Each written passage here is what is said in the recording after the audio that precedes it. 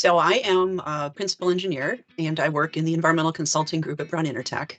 And my specialty for the past 10 years or so has been basically managing environmental issues on large, complex construction projects.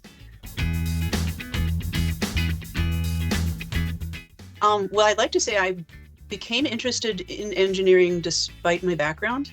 My grandfather was a chemical engineer and my father an electrical engineer, and I have a brother who does structural engineering, and you would say, oh, well, naturally, she just fell into engineering. But no, when I went to college, I was convinced that I wanted to do research physics. It took me just one physics class for me to realize that this was not, in fact, something that I should be doing. And it's when I took a short course about toxicology and I realized kind of the tremendous health impacts that could come from contamination and kind of the chemicals that we use in our everyday lives that we don't really think about. And I realized, aha, here is how I can make a difference. I mean, I really enjoy being an engineer.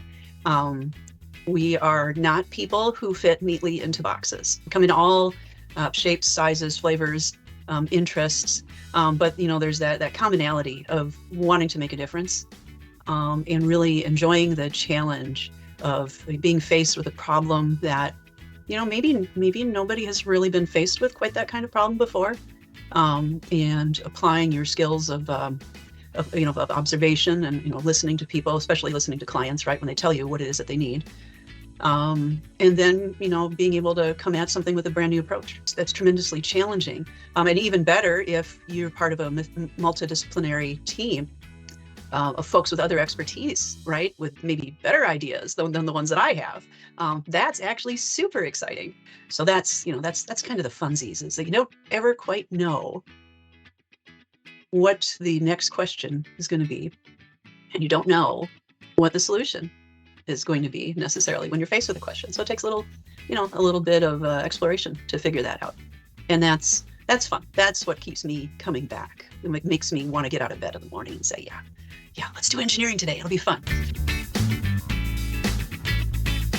I mean, the one that really kind of grabbed my heart and shook it a bit was the I-35 bridge reconstruction, the bridge that fell down in Minneapolis. It really challenged everyone, myself included on the team, to bring their very best effort to the project, because there was the recognition of this great human tragedy that occurred with the loss of life with that project. There was the challenge of trying to compress a 3 or 4 year construction project into a single year, which is just about every consulting firm in the state was involved in that project. It was a tremendous gathering of scientists and engineers and quality testers and investigators and designers. And it was just a huge melting pot of folks of different views and interests in the project, and everybody united by the desire for that project to go well. Do it. It's fun. Come join us. Engineering is great. It can be frustrating. It can be challenging. And if you like those kinds of things, I would say that, there are room for all types of folks in the engineering profession. And there's no one way to be an engineer.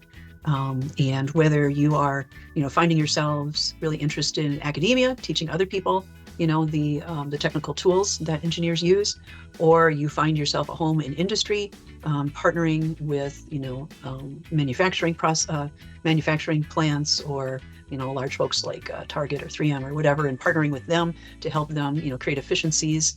You can go into the regulatory community and watch the rest of us and make sure that we're doing what we need to do. You can go into consulting, and, you have a variety of clients who come to you with a constantly changing list of challenges and projects. And there's room for you to have quite a few different experiences in engineering,